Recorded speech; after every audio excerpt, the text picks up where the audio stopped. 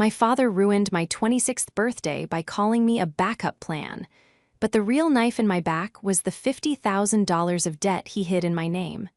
I didn't cry. I audited him, filed a fraud report, and watched his empire crumble. This is where the story truly begins, and you won't want to miss what happens. Make sure you're subscribed to see it through to the end. We're always curious. Where in the world are you all watching from today? Let us know in the comments. The fever was burning behind my eyes, a dull, throbbing heat that made the candlelight in the Italian restaurant smear into long, blurry streaks. I shouldn't have been out of bed.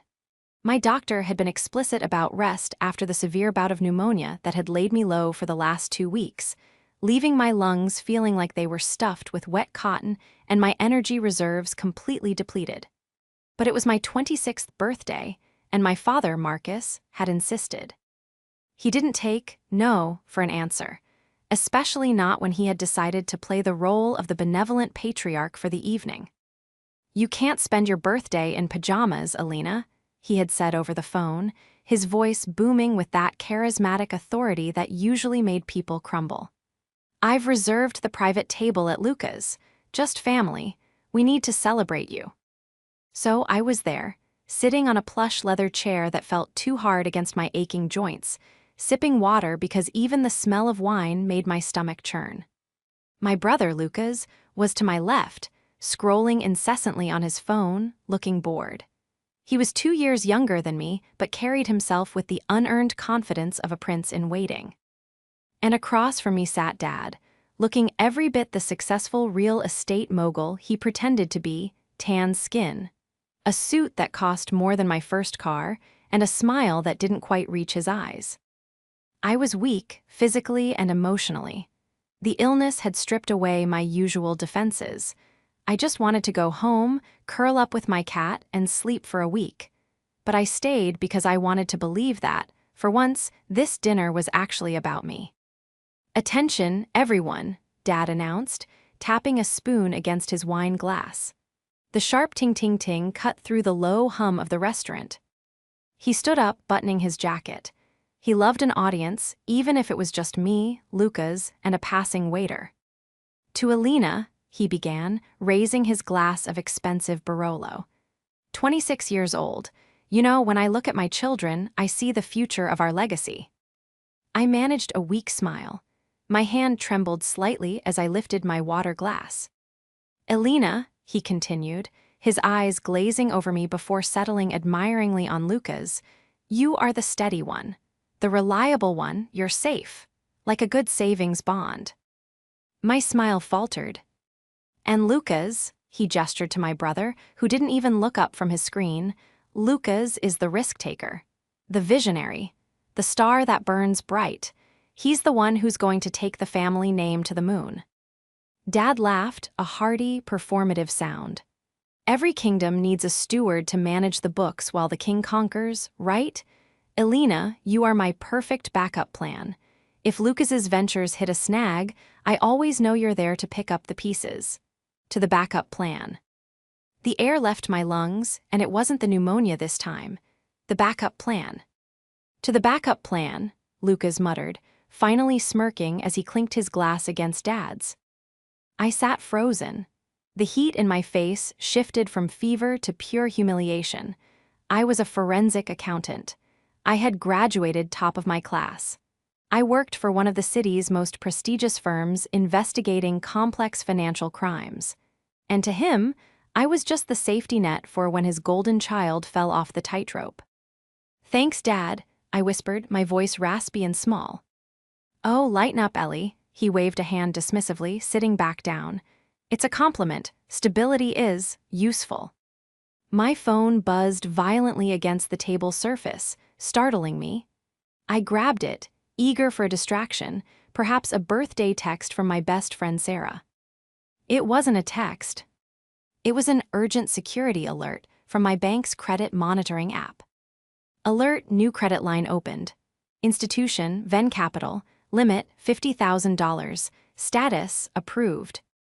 I blinked, trying to clear the fever haze. I hadn't applied for a loan. I hadn't applied for anything. I tapped the notification, my heart hammering against my ribs like a trapped bird. The details populated the screen. The application had been submitted 3 days ago while I was delirious with a high fever in the hospital. And then I saw the co-applicant email listed in the fine print details, visible only because I had premium monitoring. mvancerealty@gmail.com. My father's business email. I looked up from the glowing screen. Dad was laughing at something Lucas had said, tearing off a piece of crusty bread. He looked so comfortable, so guiltless. He had used my social security number, my excellent credit score, and my name to secure $50,000 while I was lying in a hospital bed hooked up to an IV. He toasted to me being the backup plan because he had already cashed me in. The betrayal was worse than the diagnosis itself. The noise of the restaurant seemed to drop away, leaving me in a vacuum of ringing silence. The only sound I could hear was the rushing of blood in my ears. I stared at the man across the table, the man who had taught me to ride a bike, the man who had walked me to the bus stop, and I saw a stranger. A thief in a tailored suit. "Elena, you look pale," Dad said, pausing with a forkful of pasta halfway to his mouth. "Don't tell me you're going to faint. It's a celebration." I gripped the edge of the table, my knuckles turning white. I needed to leave. If I stayed, I was going to scream, and I didn't have the breath or the strength for the confrontation this deserved. Not yet. Not while I was shaking this badly. I started, my voice cracking. I cleared my throat and tried again. "I need to go. I think the fever is coming back." "We haven't even ordered dessert," Lucas complained, rolling his eyes. "Dad ordered the tiramisu." "I have to go," I said, louder this time. I stood up, the chair scraping loudly against the floor. "Happy birthday to me." "Fine, fine," Dad sighed, looking more annoyed than concerned. "Go rest. I'll handle the bill, as always." The irony of that statement nearly made me vomit. "You'll handle the bill? With whose money, Dad?" I stumbled out of the restaurant and into the cool night air. The valet took one look at my ashen face and ran to get my car. As I sat in the driver's seat, shivering uncontrollably, I didn't drive home immediately. I pulled into a parking lot 2 blocks away and turned on the interior light. My hands were shaking so hard I could barely type, but I needed to be sure. I pulled up the full credit report. There it was, a business line of credit, personally guaranteed by me. The funds had been dispersed yesterday. Destination account ending in 4490. I knew that account number. I had seen it on checks Dad had left on the counter at home. It was his primary business operating account. I drove home in a daze. My apartment was dark and quiet.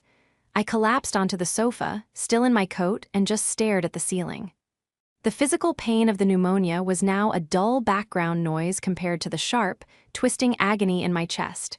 He stole from me. He didn't ask. He didn't borrow. He stole. 30 minutes later, my phone rang. It was him. I let it ring 3 times before answering. I needed to hear his voice. I needed to see if he would slip up. "Hello." "Elena," his voice was smooth, devoid of the annoyance from earlier. "Just wanted to make sure you made it home. You were acting very strange at dinner. Very dramatic." "I'm sick, Dad," I said, closing my eyes. "You're always something," he muttered, then cleared his throat. "Listen, since I paid for dinner, I was hoping you could do a little favor for the family. Lucas has this incredible opportunity for a flip property downtown. Guaranteed returns. We just need a little bridge capital to get the permits moving." "I don't have any money, Dad," I said, my voice flat. "I've been out of work for 2 weeks unpaid." Right, he said quickly, too quickly. "Well, your credit is good, though. I was thinking maybe we could look into a small loan together." My stomach dropped. He was testing me. He was trying to get retroactive permission for the crime he had already committed, just in case I got a notification. He wanted to be able to say, "Oh, we talked about this, remember?" "A loan?" I asked, playing dumb. "I can't take on debt right now, Dad. I'm looking to buy a house next year." "Don't be selfish, Elena." His tone hardened instantly. "This is for the family. For Lucas, you know he needs a win. You're the backup plan, remember? It's your job to help." "I can't do it, Dad." "You're ungrateful," he snapped. "After everything I've done for you, raised you, clothed you, you can't even sign a piece of paper to help your brother." "I'm going to sleep, Dad," I said. "Fine, be that way. We'll figure it out without you," he scoffed. "We don't need you." He hung up. I sat there in the silence, the phone warm in my hand. "We'll figure it out without you." He was lying. He had already dragged me into it. He thought he was so clever, manipulating his sick daughter, thinking I was just a passive saver. A quiet girl who did puzzles and filed taxes. He thought he was dealing with a daughter who simply nodded and obeyed. But they had forgotten one crucial thing. I wasn't just a saver. I was a forensic accountant. I hunted people who hid money for a living. I tracked down embezzlers, fraudsters, and corporate thieves who were 10 times smarter than Marcus Vance. I wiped a tear from my cheek and opened my laptop. IW. Asn't going to sleep. To understand why this hurt so much, you have to understand the dynamic of the Vance family. For as long as I can remember, I have been buying my father's affection, and the price has always been inflated. Mom died when I was 12 and Lucas was 10. Dad fell apart, or so it seemed. I stepped up. I became the little mother. I cooked dinner, I made sure Lucas did his homework, I ironed Dad's shirts. I thought if I was perfect, if I was useful, the sadness in the house would go away. As we got older, the dynamic shifted, but the roles remained cement-hard. Lucas became the project. He was charming, handsome, and utterly incapable of finishing anything he started. He dropped out of college twice. He started a t-shirt brand that failed, a dropshipping business that got sued, and a podcast that nobody listened to. Every time he failed, Dad was there with a checkbook and a pat on the back. "He's a visionary," Dad would say. "Geniuses are often misunderstood." And me, I was the utility. I put myself through college on scholarships and 2 part-time jobs. Dad never paid a cent for my tuition. "You're smart, you'll figure it out," he'd told me. When I graduated summa cum laude, he didn't come to the ceremony because Lucas had a minor fender bender in the next town over and needed emotional support. I became a CPA, then specialized in forensics. I built a career on precision, on truth. And yet, I still did Dad's taxes every year for free. I balanced his chaotic personal checkbook. I loaned him $2,000 last Christmas for gifts that turned out to be a new watch for himself and a gaming console for Lucas. I got a scarf. I did it all because I wanted him to look at me the way he looked at Lucas, with pride. But I realized now, sitting in the blue light of my laptop screen, that he never would. To Marcus Vance, people were assets or liabilities. Lucas was a speculative asset he was gambling on. I was a fixed-income bond he could liquidate whenever he needed cash. I pulled up a dossier on my father. It's a habit of mine, I verify everyone. But I had never looked too deeply at him because I was afraid of what I would find. Now, I took the gloves off. Marcus Vance styled himself as a developer.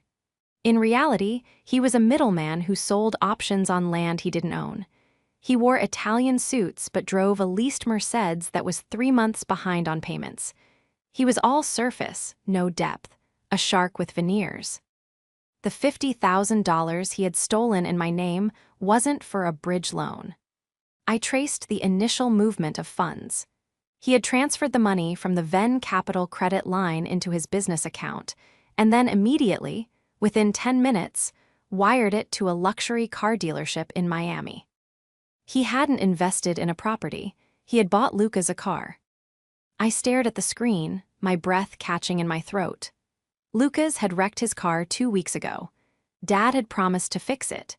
Instead, he had taken out a line of credit in my name, ruining my debt-to-income ratio, jeopardizing my ability to buy a home, just to buy his golden boy a replacement vehicle so he wouldn't have to take the bus. And the antagonist of this story wasn't just a desperate man making a mistake. It was a calculated predator. I looked at the timestamps. He had applied for the loan at 2, 5:00 p.m. on a Tuesday. At that exact moment, I had been texting him from the ER, telling him I was being admitted for breathing difficulties. He had texted back, "Stay strong, kiddo." He had used the distraction of my hospitalization to bypass the security checks, likely using my old laptop that I had left at his house months ago, which still had my passwords cached. He knew I wouldn't be checking my email. He knew I was incapacitated. He preyed on my vulnerability. A cold resolve settled over me, chilling me deeper than the fever ever could. This wasn't a family dispute anymore. This was a crime scene. And for the first time in my life, I wasn't going to clean up the mess. I was going to document it. I reached for my phone and dialed the one person I knew would help me bury him. "Sarah," I said when she answered, my voice steady for the first time all night. "I need you to open a file. Pro bono? No, I'm going to pay you. I want this done by the book." "Elena, it's midnight. What's going on?" "My father just stole 50 grand from me," I said, my eyes fixed on the transaction log. "And I'm going to send him to prison." The next morning, the sun glared through my blinds with an intensity that felt personal. My fever had broken, leaving me in that strange, hollowed-out state of clarity that often follows a serious illness. I didn't feel weak anymore. I felt cold, like I had been tempered in ice. I sat at my kitchen table, a place where I usually drank coffee and read the news, but today it was a war room. Across from me sat Sarah, my best friend since sophomore year of college and a ruthless litigator who specializes in family law and financial disputes. She had come over immediately after her morning court appearance, still wearing her charcoal suit, her expression grave as she reviewed the printouts I had prepared. "Elena," Sarah said, putting down the stack of papers. She took off her glasses and rubbed the bridge of her nose. "I want you to listen to me very carefully. I know you're angry, I know you're hurt, but we need to be crystal clear about what this means." "I'm listening," I said, my voice steady. I had spent the last 6 hours compiling evidence. My laptop was open, displaying the metadata of the loan application. "If we proceed with this," Sarah gestured to the identity theft affidavit from the Federal Trade Commission, "you are not just disputing a charge. You are accusing Marcus Vance of a felony. Depending on the jurisdiction and the amount, and 50 grand is well above the threshold, this is grand larceny, wire fraud, and identity theft. If the DA picks this up, he could go to prison. Real prison, Elena, not white-collar weekend camp." She looked me in the eye, searching for hesitation. "He is your father. Once we file this police report to freeze the debt, the genie doesn't go back in the bottle. You can't unarrest him later because you feel guilty." I looked down at the paperwork. I thought about the dinner, the toast, the backup plan. I thought about the years of being the responsible one, which was just a polite way of saying the one we can exploit. "He didn't hesitate, Sarah," I said softly. "He did this while I was in a hospital bed. He used my social security number like a coupon code. If I pay this off, or even just ignore it, I'm accepting that my role in this life is to be his victim." I picked up a pen. The ink was black, permanent. "I'm not a backup plan," I whispered. "I'm the plaintiff." I signed the affidavit, with a flourish that felt like slicing a cord. "Okay," Sarah said, her demeanor shifting instantly from concerned friend to shark attorney. She snapped her briefcase shut. "Then let's burn it down. What do you have?" "I have everything," I said, turning my laptop toward her. "I'm a forensic accountant, Sarah. He forgot that he's not the only one who knows how to follow the money." I walked her through what I had found between 2:00 a.m. and dawn. It was a trail of breadcrumbs so sloppy it was insulting. "Step 1, the application," I said, pointing to the screen. He applied online through Venn Capital's automated portal. He used his home IP address. That's rookie mistake number 1. He didn't even use a VPN. I've already pinged the geolocation. It maps directly to his home router. "Good," Sarah noted, taking notes on her legal pad. "Direct digital footprint." "Step 2, the verification," I continued, navigating to a folder of PDFs. The lender required proof of income. He uploaded 3 pay stubs. Look at them. Sarah squinted at the screen. They look like your company's stubs. They look like them, I corrected. But look at the font on the year-to-date earnings. It's Arial. Our payroll software uses Calibri, and look at the deductions. They're calculated at the 2022 tax rate, not the current year. He forged these, Sarah. He likely took an old stub I left at the house years ago and photoshopped the dates and amounts to make it look like I make double my actual salary to qualify for the higher limit. Sarah let out a low whistle. Forgery of financial documents. That adds another 5 years to the potential sentence. And finally, I said, my chest tightening as I clicked on the final file, the destination. I showed her the transfer logs. Venn Capital to Vance Development LLC. Vance Development LLC to Prestige Motors of Miami. I called Prestige Motors this morning at 9:00 a.m. sharp, pretending to be his executive assistant, I said, my voice dropping. I asked to confirm the delivery details for the vehicle purchase made yesterday. They were very helpful. Let me guess, Sarah said grimly. A 2024 Range Rover Sport, I said. Jet black for Lucas Vance. The silence in the kitchen was heavy. A Range Rover. My brother, who didn't have a job, who lived in the pool house, was driving a car that cost more than my student loans, bought with credit stolen from my future. He didn't even try to hide it, Sarah murmured. He's so arrogant he thinks you'll never check. He thinks I'm the safety net, I said, standing up and grabbing my coat. He thinks I'll just absorb the debt to avoid a scene. He's banking on my silence. Where are you going? Sarah asked, standing up with me. I have to go to the police station to file the report officially, I said. But first, I'm going to his house. I need to see it. I need to see the car. I need to look him in the eye one last time before the police knock on his door. Elena, that's dangerous. Emotionally, I mean, Sarah warned. I need to know he has no remorse, I said, grabbing my keys. I need to be absolutely sure, because once I press that button, I lose my family. The drive to my father's estate in the suburbs was a blur of autumn leaves and white-knuckled rage. The house was a sprawling, McMansion-style monstrosity that Dad was constantly renovating but never finishing. It was a perfect metaphor for him, impressive from the curb, but structurally unsound and leveraged to the hilt. As I pulled into the long, paved driveway, my stomach turned over. There it was. Parked right in front of the fountain, glistening in the afternoon sun, was the Range Rover. It was sleek, black, and aggressive. Lucas was standing next to it, holding a garden hose, spraying down the tires. He was wearing sunglasses and a grin that looked like it had been plastered on. I parked my 10-year-old sedan next to this monument to theft and stepped out. The air smelled of wet pavement and expensive car wax. Ellie, Lucas shouted over the spray of the water, waving enthusiastically. Look who's alive. Dad said you were on death's door last night. I walked toward him, my boots crunching on the gravel. Nice car, Lucas. Right, he beamed, shutting off the hose. He patted the hood affectionately. Dad finally came through, said it was a signing bonus for the new development deal we're working on. It drives like a dream. Heated seats, heads-up display, the works. A signing bonus. My blood boiled. The lie was so effortless. Is Dad inside? I asked, my voice dangerously calm. Yeah, in the study. He's on a call. Hey, you want a ride later? We can go grab lunch, my treat. Well, Dad's treat. He laughed. Maybe later, I said, walking past him. I couldn't look at him anymore.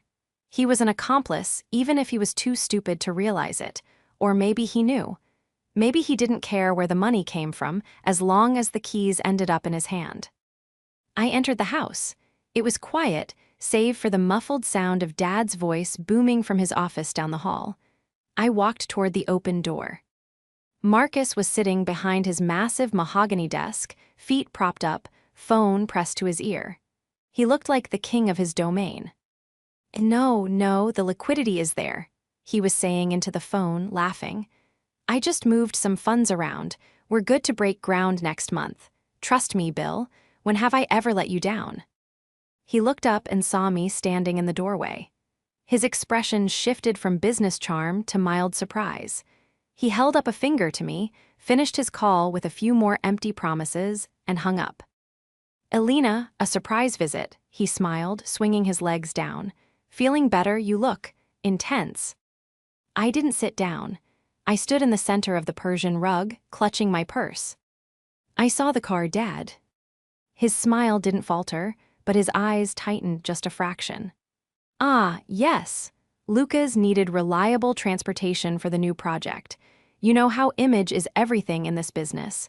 We have to look successful to be successful. You bought it with a line of credit from Venn Capital, I said. The room went very quiet. The ticking of the grandfather clock in the corner seemed to grow louder. Dad sighed, leaning back in his chair. He didn't look guilty. He looked disappointed that he had to have this conversation. I was going to tell you, he said smoothly. I just didn't want to stress you out while you were sick. It's a temporary measure, a bridge loan. I'll pay it off before the first statement even hits your mailbox. You won't pay a dime of interest, Ellie, I promise. You forged my signature, I said. You used my social security number. You created fake pay stubs. He waved a hand dismissively. Paperwork. It's all just red tape. Look, I needed to move fast. The interest rates were going up and the deal on the car was expiring. I did what a CEO does, I executed. You committed fraud, I stated, my voice raising an octave. You stole my identity. Oh, stop it, he snapped, his facade cracking. He stood up, slamming his hand on the desk. Don't use those words with me. I am your father. Everything you have, everything you are is because of me. I raised you. I fed you. And now you're going to lecture me about using a little bit of credit that's just sitting there doing nothing. It's not your credit, I shouted back. It's mine. I worked for it. I built it. And who built you? He roared, coming around the desk. He loomed over me, using his size to intimidate, a tactic that had worked when I was 12. You're being hysterical, just like your mother used to be. It's $50,000, Alina. I make deals worth 10 times that before breakfast. Do you really think I'm going to default on a piddling car loan? You're behind on the mortgage, Dad, I said, dropping the first truth bomb. I checked the county clerk records. You haven't paid property tax in 2 years. You're drowning. His face went purple. You've been spying on me. I've been auditing you, I corrected, and I know about the investors for the Lakeside project that doesn't exist. I know you're moving money from Peter to pay Paul. And now, you've dragged me into your Ponzi scheme. You ungrateful little brat, he hissed, pointing a finger in my face. I should have known. You were always jealous of Lucas, jealous of his spark. You're just a bean counter, a boring, miserable little bean counter. You should be honored to help this family. Honored to be the backup plan, I asked, tears stinging my eyes, not from sadness, but from pure, white-hot anger. Yes, he shouted. That's your utility. That's what you're for. You hold the net while the stars perform. He had said it. He had confirmed everything I feared. I wasn't a daughter to him. I was a resource. A line item on a balance sheet to be depreciated until value was 0. I took a deep breath, steadying myself. I'm not Annette, Dad, I said, my voice dropping to a deadly whisper. I'm the auditor. I reached into my bag and pulled out a copy of the identity theft affidavit I had signed an hour ago. I slammed it onto his desk. What is this? He asked, staring at the paper. That is a copy of the police report I'm filing this afternoon, I said. I'm reporting the loan as fraudulent. I'm reporting the identity theft. Venn Capital will receive a copy within the hour. He looked at the paper, then at me. He laughed, a dry, nervous sound. You wouldn't dare. You wouldn't arrest your own father. It would ruin me, the scandal alone. You ruined yourself, I said, turning toward the door. You have 24 hours to return the car and close the account. If you don't, the police will do it for you. Alina, he screamed after me. If you walk out that door, you are dead to me. Do you hear me? Dead. I didn't look back. I walked out of the study, past the confused look of my brother who was just walking in, and out the front door. I got into my car, my hands shaking so hard I could barely put the key in the ignition. But as I drove away, watching the mansion shrink in my rearview mirror, I didn't feel grief. I felt lighter. The fever was gone. I thought the threat would be enough. I thought showing him the precipice would make him back down. I was wrong. Predators don't back down when they are cornered, they attack. By the time I got back to my apartment, my phone was exploding. First, it was the text messages. Dozens of them, not from Dad, but from the flying monkeys, his enablers. "Aunt Linda, your father called me in tears. He says you're having a mental breakdown. Please call me, honey. We can find you a good therapist. Don't do anything rash. Uncle Jerry, Elena, I heard about the dispute. Money causes stress, but family is forever. Don't involve the authorities. It's untoward. Apologize to your father." He had spun the narrative immediately. To them, I wasn't the victim of fraud. I was the unstable, hysterical daughter who was attacking her poor, hardworking father over a misunderstanding. He was gaslighting the entire extended family to pressure me into silence. Then came the threat. An email landed in my inbox from a lawyer I knew, Dad's old golf buddy, Mr. Henderson. It was a cease and desist letter, claiming that I had illegally accessed proprietary business records, my investigation, and threatening to sue me for defamation if I spoke to the police. It was a bluff, a weak, desperate bluff, but it showed me that Marcus wasn't going to fold. He was going to fight dirty. I called Sarah. "File it," I said. "File the report. Submit the evidence to Venn Capital. Pull the trigger." "Consider it done," Sarah said. "Lock your doors, Alina. It's going to get ugly." For the next 3 days, I went into professional mode. I took a leave of absence from work, citing a family legal emergency, and turned my apartment into a command center.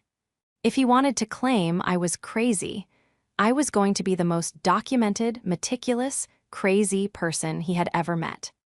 I dug deeper. I needed to know why he was so desperate for $50,000. The car was a luxury, yes, but Marcus usually leased his cars. Why buy this one outright with cash from a loan? I followed the money trail of his Vance Development accounts using public records and lien searches. I found the smoking gun in a lawsuit filed in a neighboring county 3 months ago. Marcus had taken a deposit from a private investor, a man named Victor K., who ran a shady import-export business for a condo development that didn't exist. Victor was suing for his money back. The amount? $45,000. The pieces clicked into place with a terrifying snap. The $50,000 wasn't just for Lucas's car. He had used the credit line to pay off Victor to avoid getting his legs broken, and then likely convinced the dealership to give him the car on a lease he couldn't afford, pocketing the cash difference. Or perhaps he was robbing Peter to pay Paul in a complex shell game I was only just beginning to see.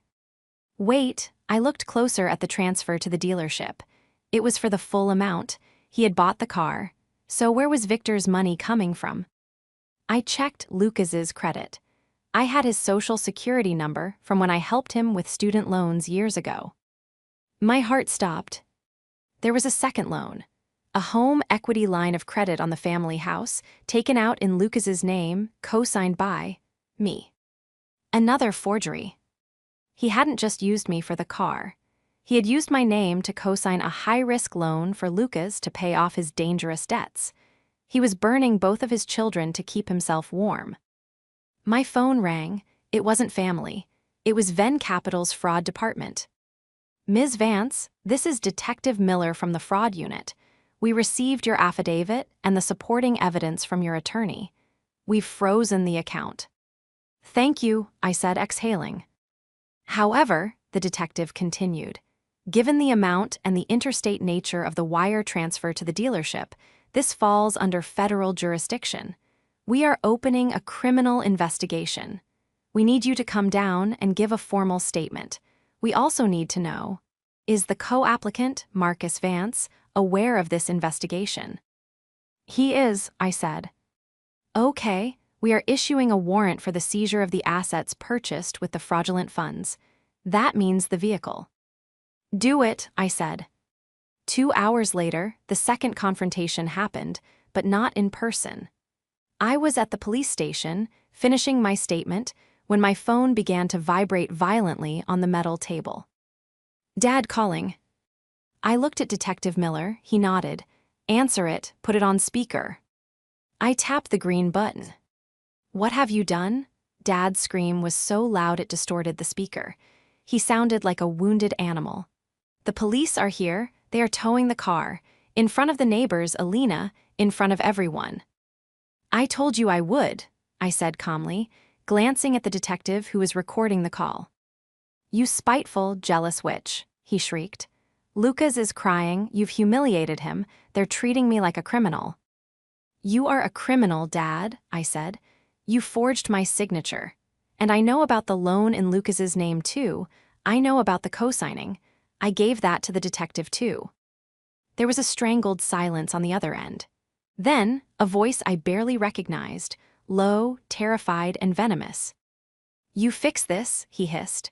You call them off right now. You tell them it was a misunderstanding. You tell them you gave me permission verbally and you just forgot. If you don't, I will ruin you. I will tell your firm you're unstable. I will tell everyone.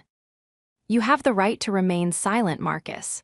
I interrupted him, my voice breaking just slightly as the tears finally fell. I suggest you use it. I hung up. Detective Miller stopped the recording. He looked at me with a mixture of pity and respect. We have enough for an arrest warrant, Ms. Vance. With that call, that's witness intimidation. We're going to pick him up tonight. I nodded, feeling a heavy weight settle in my stomach. It wasn't guilt. It was grief. I was mourning the father I wished I had, while sending the one I actually had to jail. Do it, I said again. But the story wasn't over. The climax was yet to come, because Marcus Vance wasn't going to go quietly. He had one final play, a public spectacle planned for the weekend, his annual charity gala where he planned to schmooze new investors. And he had expected me to be there to balance the books. Instead, I was going to be the one to close them, forever.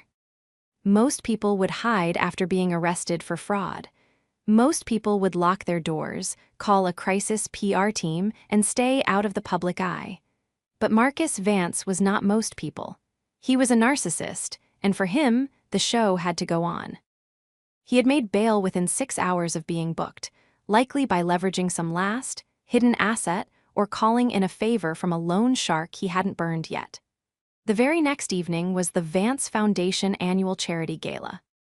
It was a black tie event held at the city's historic botanical gardens, ostensibly to raise money for urban development scholarships, but in reality, it was Dad's primary hunting ground for new investors.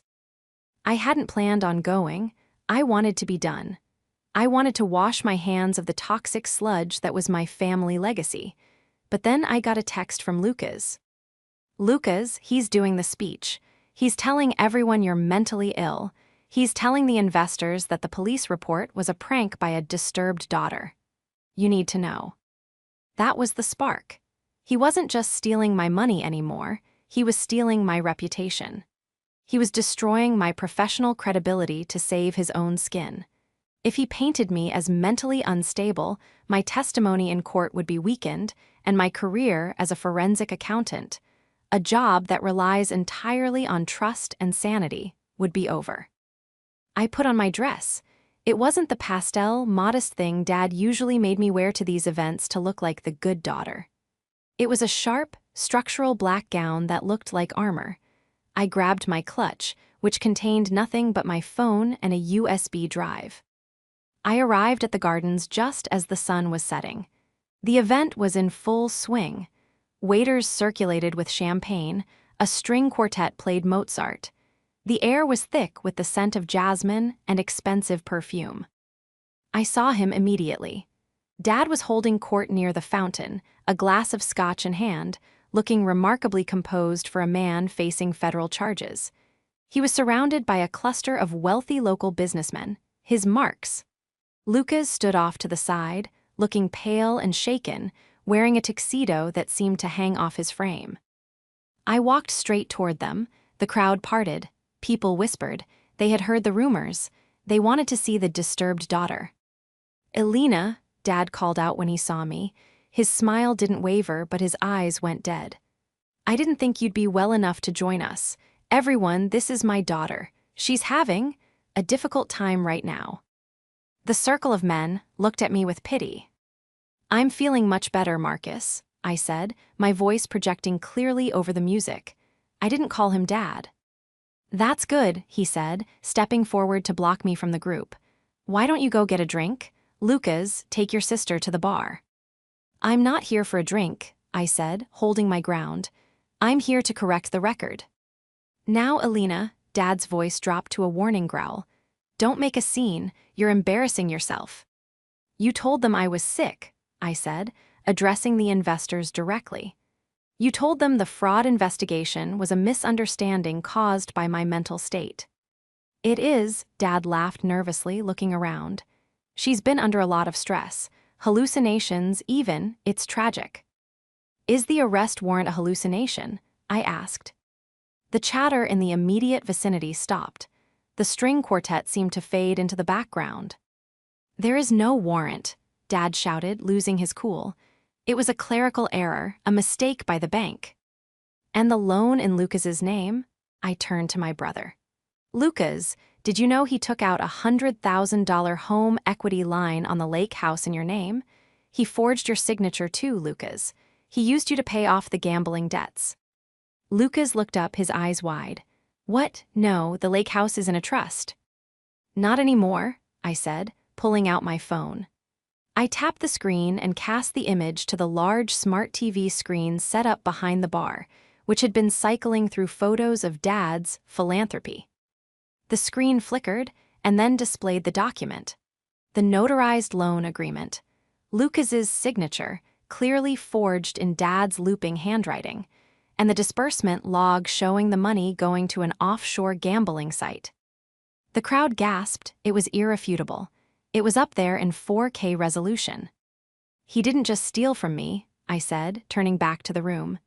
"He stole from his own son. He stole from his investors. That condo project you're all here to support, the land was foreclosed on 6 months ago. He's selling you air." Dad lunged for me. "Turn it off, turn it off." But he never reached me. Lucas stepped in between us. For the first time in his life, my brother didn't look like a boy.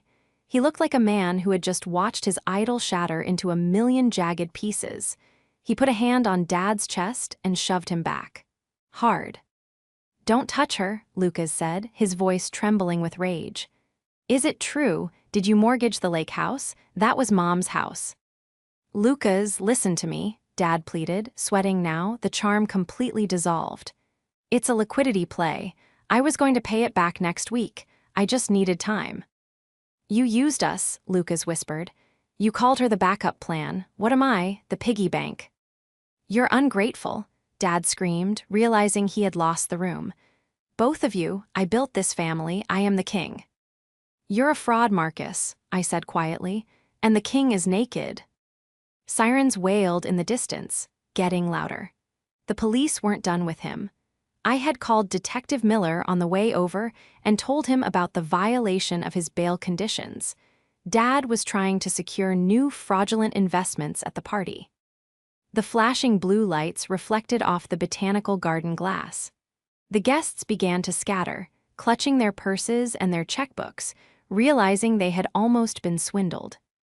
Dad looked around, wild-eyed. He looked at his investors turning their backs. He looked at Lucas, who was staring at him with pure disgust. He looked at me. "You did this," he spat.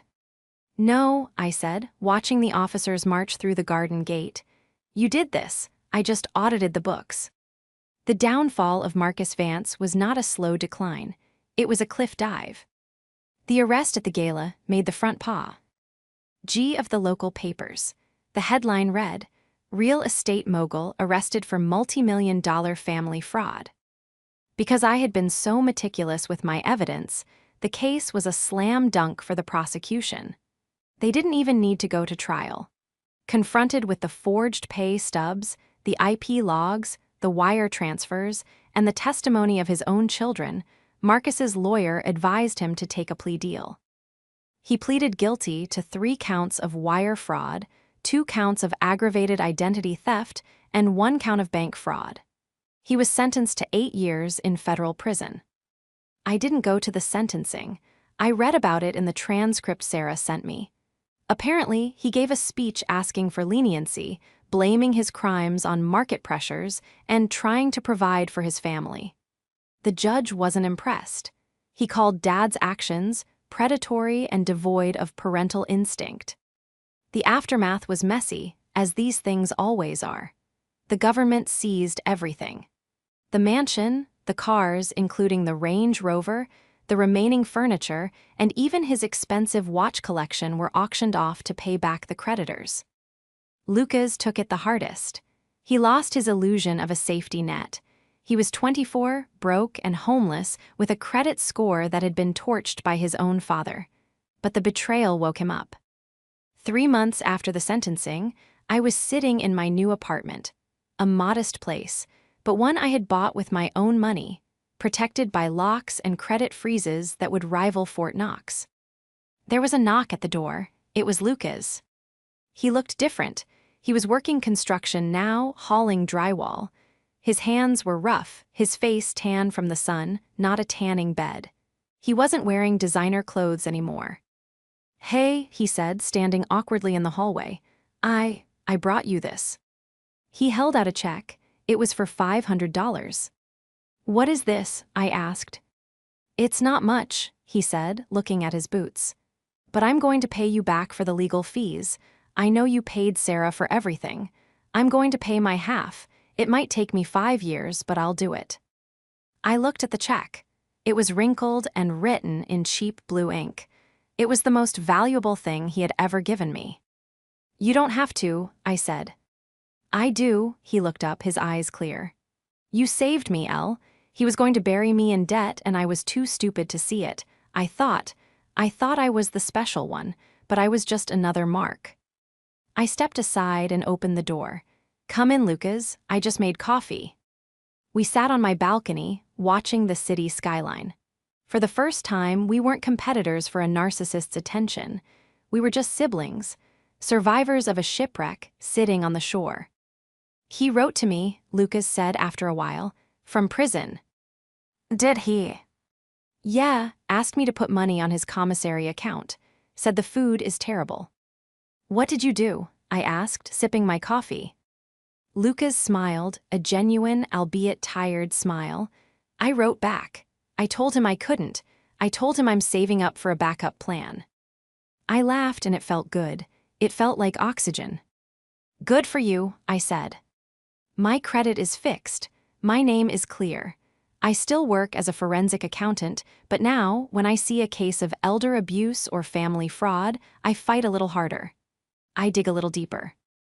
I learned that you can't choose your family, but you can choose your boundaries. I am not a backup plan. I am not a safety net.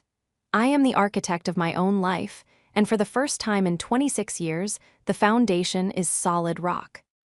I kept the check Lucas gave me. I framed it. It hangs in my office as a reminder: the truth is expensive, but freedom is priceless.